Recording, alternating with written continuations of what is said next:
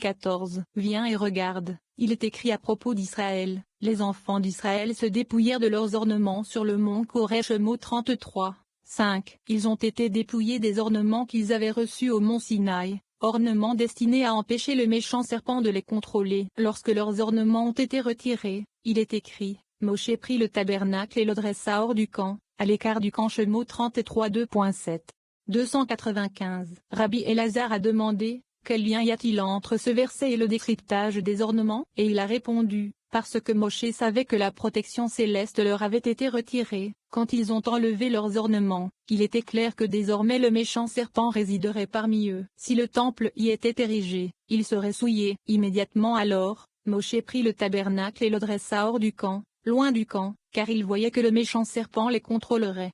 296. Et il l'appela le tabernacle du rendez-vous, Moed. Shemot 33. 2.7. Il demande, ne l'appelait-on pas auparavant le tabernacle du rendez-vous? Et il répond, avant, on l'appelait seulement une tente, mais maintenant on l'appelle le tabernacle du rendez-vous, Moed. Quelle est la signification de Moed, rendez-vous? Rabbi Elazar a dit, pour le mérite et le bien. Rabbi Abba a dit, pour le dédain et le mal. Rabbi Elazar explique que c'était pour le bien, parce que Moed signifie un jour de fête, qui est le bonheur de la lune, qui est la Shechina. En raison de la sainteté supplémentaire de la Shechina, aucun défaut ne l'entache ce jour. C'est pourquoi il a appelé la Shechina par le nom de Moed, pour montrer que le tabernacle, qui s'applique à la Shechina, s'est éloigné d'eux au moment du péché du veau, et n'a donc pas été rendu défectueux. C'est pourquoi il a été écrit.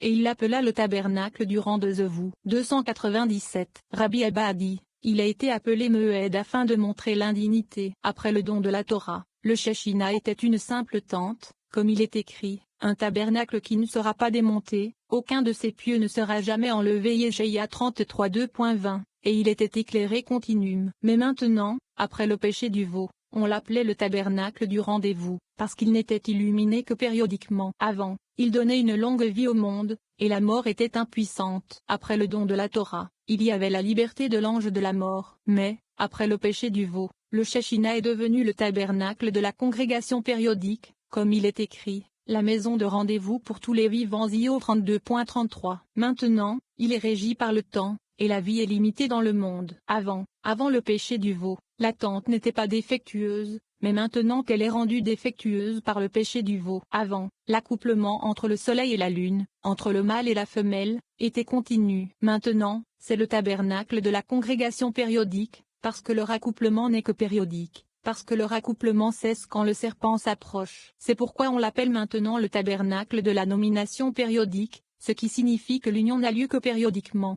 298. Une nuit, Rabbi Shimon veillait et s'occupait de la Torah. Devant lui étaient assis Rabbi Yehuda, Rabbi Tchak et Rabbi Yosi. Rabbi Yehuda dit, il est écrit, et les enfants d'Israël se sont dépouillés de leurs ornements sur le mont Korev, et nous avons expliqué qu'en agissant ainsi, ils ont apporté la mort sur eux-mêmes et sur toutes les générations futures. Et le serpent les gouvernait, bien qu'il l'ait auparavant écarté de leur milieu, puisqu'il était dit qu'ils étaient libérés de l'ange de la mort. Il demande alors, ceci s'applique à Israël, parce qu'ils ont péché, mais qu'en est-il de Yoshua qui n'a pas péché? Il demande, s'est-il aussi séparé de cette parure céleste qu'il avait reçue avec Israël sur le mont Sinaï, ou non? 299. Si elle ne lui a pas été retirée, alors pourquoi est-il mort comme n'importe quel autre homme? Et si elle lui a été retirée, alors pourquoi il n'a pas péché, étant avec Moshe au moment où Israël a péché? Et si vous dites que Yoshua n'a pas été couronné au mont Sinaï avec le reste d'Israël, alors pourquoi Yoshua était-il différent du reste d'Israël? 300. Il a dit,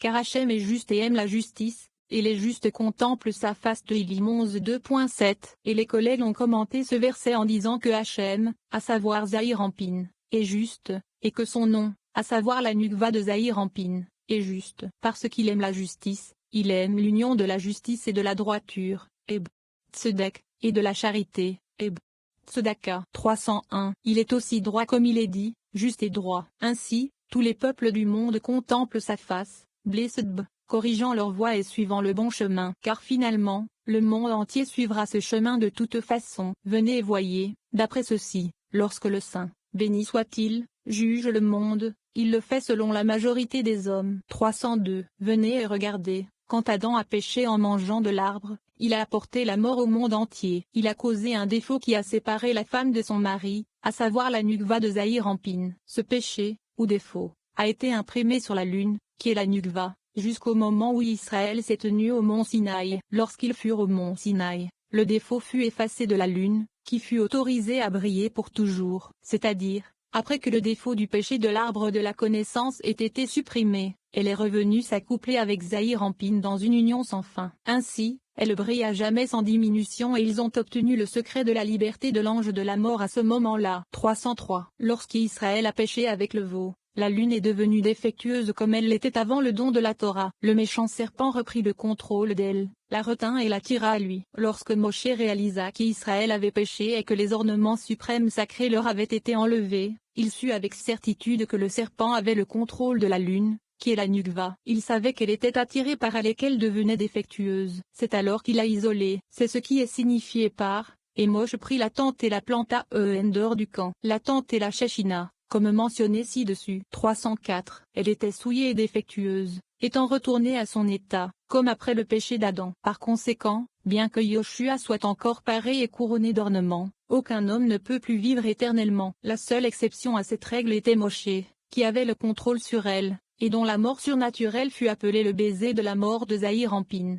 C'est ainsi qu'il est écrit, ainsi Moshe, le serviteur d'Hachem, mourut selon la parole d'Hachem de Varim 34 2.5, parce que Moshe était le soutien de la Nukva, et non son destinataire, comme le reste du peuple. Par conséquent, la faute de la Nukva n'avait aucun effet sur lui. La Nukva n'avait pas la permission de garder Yoshua, ni personne d'autre, en vie pour toujours. C'est pourquoi on l'appelait le tabernacle du rendez-vous, c'est-à-dire une tente qui avait une limite de temps pour le monde, ce qui signifie que tout le monde devait mourir.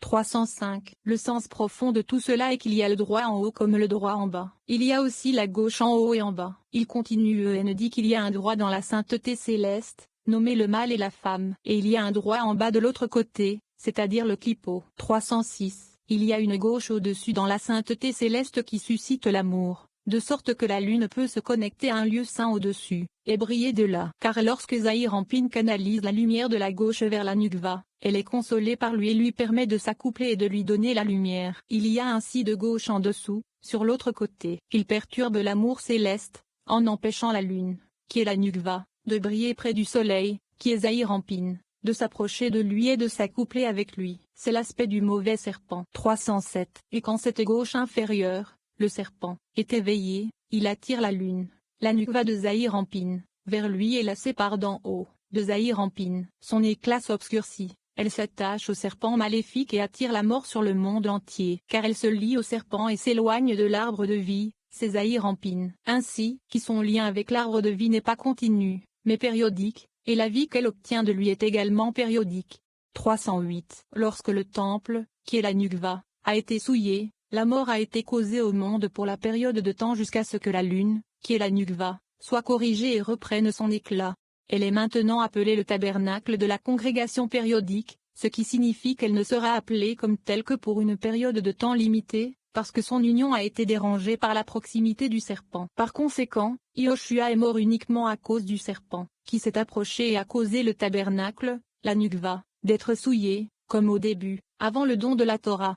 309. C'est le sens profond de mais son serviteur Yoshua, fils de Nun, était un jeune homme. Il ne quitta pas le tabernacle Shemo 23h11. Même s'il était un jeune homme en bas, il recevait la lumière de la Nukva parce que sa capacité était augmentée par l'ange Matatron. Mataron est appelé un jeune homme Eneba, dans l'Azilou. Néanmoins, il ne quitta pas le tabernacle Shemo 23h11, ce qui signifie également qu'il n'était pas meilleur que le tabernacle entièrement, la Nukva, qui le contenait. De même que la tabernacle était déformée, Yoshua l'était aussi. Et bien qu'il possédât encore les ornements sacrés, lorsque la lune devint défectueuse, Yoshua ne put échapper seul à ce même défaut. Cela signifie que le même défaut, qui a été causé par le péché d'Israël, a affecté à la fois la lune et Yoshua. 310. Venez et regardez. De même, lorsqu'Adam pécha avec l'arbre de la connaissance, le Saint, béni soit-il, lui ôta sa parure, les lettres lumineuses et sacrées dont il l'avait couronné, à savoir les lettres qui forment le Saint Nom. Ainsi,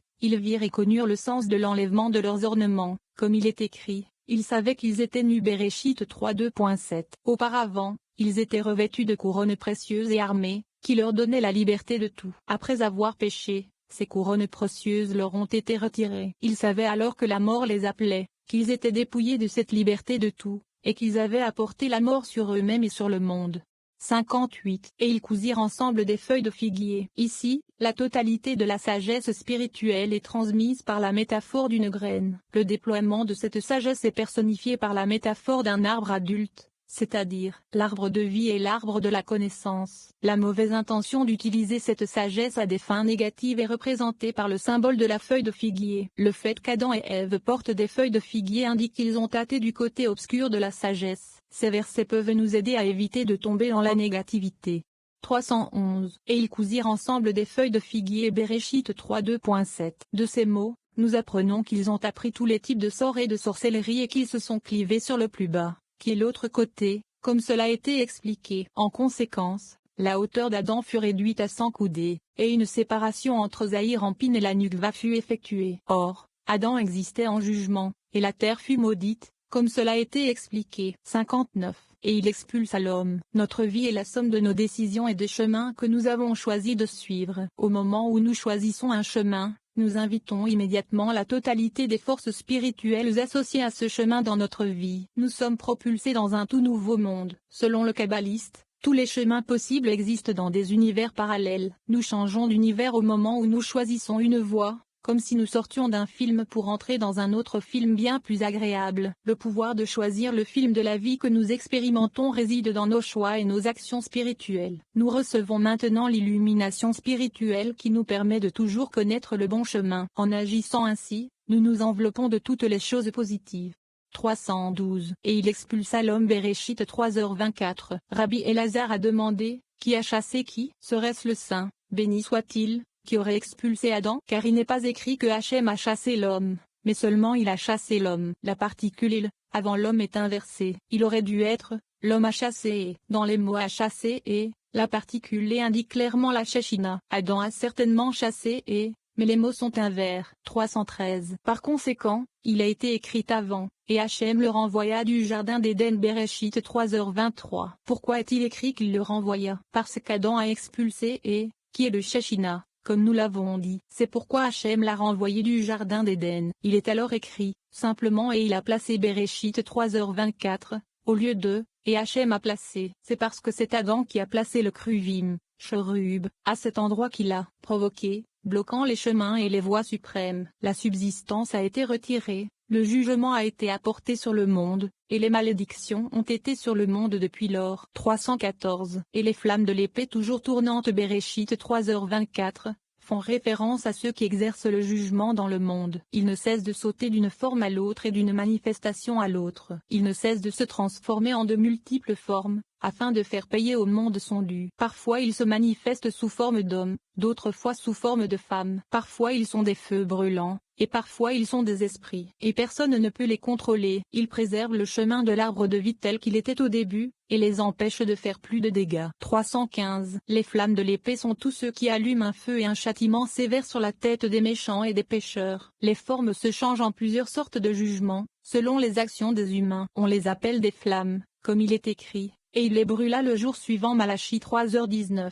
316. Ils sont appelés épées, comme il est écrit, l'épée d'Hachem est remplie de sang. Yéchaïa 34:2.6. Rabbi Yehuda dit que les flammes de l'épée sont les vengeurs d'en bas, dans ce monde, qui changent d'une forme à une autre. Ils sont chargés de nuire et d'accuser les méchants, qui transgressent les ordres de leur maître. 317. Venez et voyez, une fois que l'homme a péché, il a attiré sur lui un certain nombre d'esprits mauvais et punitifs, de juges et de jugements dont il était terrifié et qu'il ne pouvait soumettre. Salomon était versé dans la sagesse céleste et le Saint, béni soit-il, l'a couronné de royauté. Par conséquent, tous les peuples du monde le craignaient. Et lorsqu'il pécha, il attira sur lui de nombreux agents nocifs et punitifs et des tisseurs de jugement, nommés les jugements, et il les craignait tous. Ils étaient capables de lui faire du mal, et tout ce qu'il possédait, il le lui enlevait. 318. Ainsi, par ses actions, et selon la voie qu'il choisit, l'homme attire sur lui des émissaires qu'il doit affronter. Adam, par son péché, a attiré sur lui une autre force souillée et cette force l'a souillé ainsi que toute l'humanité après lui. 319. Venez et regardez, quand Adam a péché,